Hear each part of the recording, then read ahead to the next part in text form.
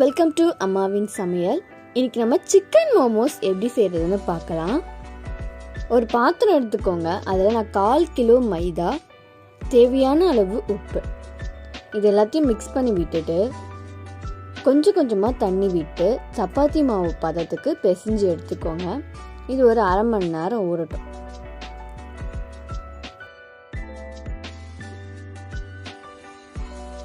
இப்போ நான் 1/4 kilo boneless chicken எடுத்திருக்கேன். இதை ஜாரில் போட்டு ஒரு 2 சுற்று சுற்றி எடுத்துக்கோங்க. அதை ஒரு பவுலில் ட்ரான்ஸ்ஃபர் பண்ணிவிட்டு பச்சை மிளகாய் 1 குட்டி குட்டியாக கட் பண்ணி ஆட் பண்ணிக்கோங்க. பெரிய வெங்காயம் 1, அதையும் குட்டி குட்டியாக கட் பண்ணி ஆட் பண்ணிக்கோங்க. கொத்தமல்லி சிறிதளவு, இஞ்சி பூண்டு விழுது 1/2 டீஸ்பூன், தேவையான அளவு உப்பு, மிளகுத்தூள் 1/4 டீஸ்பூன், வெறும் மிளகாய்த்தூள் 1/4 டீஸ்பூன். இது எல்லாத்தையும் நல்லா மிக்ஸ் பண்ணி தனியாக எடுத்து வச்சுருங்க.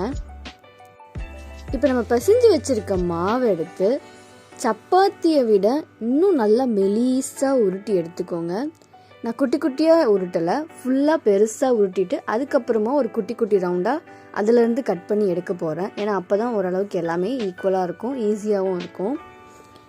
இந்த மாதிரி நல்லா மெலிசாக குட்டியாக உருட்டி கட் பண்ணி எடுத்துக்கோங்க. இதுக்குள்ளே நம்ம மிக்ஸ் பண்ணி வச்சுருக்க அந்த ஸ்டஃப்பை இதுக்குள்ளே கொஞ்சம் கொஞ்சமாக வச்சு நல்லா கொழுக்கட்டை பிடிக்கிற மாதிரி தான், நம்ம இஷ்டம் தான், எப்படி வேணால் பிடிச்சிக்கோங்க. இந்த மாதிரி எல்லாத்தையும் பிடிச்சி வச்சுருங்க. இதை இட்லி பாத்திரத்தில் வச்சு இது நீங்கள் 20 நிமிஷம் வேக விட்டுருங்க.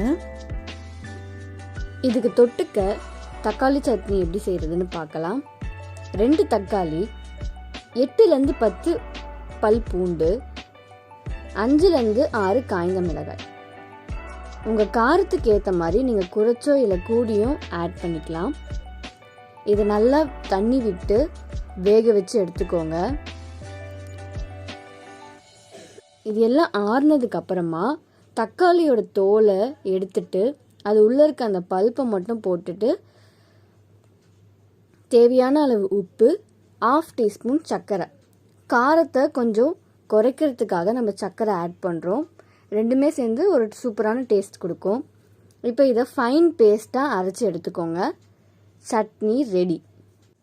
20 நிமிஷம் ஆயிடுச்சு. நம்ம சிக்கன் மோமோஸும் ரெடி ஆயிடுச்சு. செம்ம டேஸ்ட்டாக இருக்கும். சிம்பிளாக ஒரு சிக்கன் மோமோஸ் எப்படி செய்கிறதுன்னு இப்போ நம்ம பார்த்துருக்கோம். இதை நீங்கள் வீட்டில் கண்டிப்பாக செஞ்சு பார்த்துட்டு எப்படி இருக்குன்னு கமெண்ட் செக்ஷனில் கமெண்ட் பண்ணுங்கள். இந்த வீடியோ உங்களுக்கு பிடிச்சிருந்தால் லைக் பண்ணுங்கள், ஷேர் பண்ணுங்கள், மறக்காமல் சப்ஸ்கிரைப் பண்ணுங்கள்.